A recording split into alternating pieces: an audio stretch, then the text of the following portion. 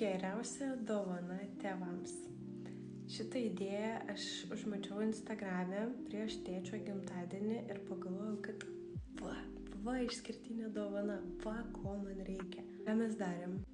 Pasiėmiau tėvų albumus su nuotraukom realiom, fotkinau per telefoną kamerą šitas nuotraukas, padarėm ilgą video su dirbtiniu intelektu, visas nuotraukas padarėm gyvas. Tai aš pridėsiu kelis pavyzdžius, kad suprastumėte, apie ką yra reikalas.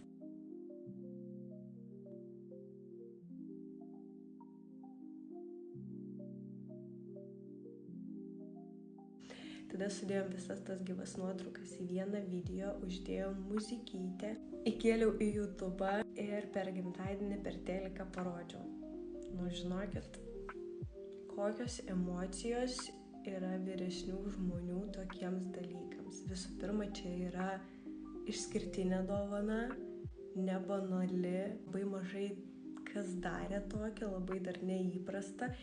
Vyresniems žmonėms, pavyzdžiui, mano močiutė irgi žiūrėjo šitą video ir jinai, tiesiog, čia buvo ašaros, čia buvo džiaugsmas, čia labai yra nuoširdi dovana, labai miela. Video galima rodyti, pavyzdžiui, per vestuves, kaip dovana tėvams, skirai kaip dovana mamai, tėčiui, seneliai, senelėms ir vestuvių proga, nežinau, šiaip per gimtadienius.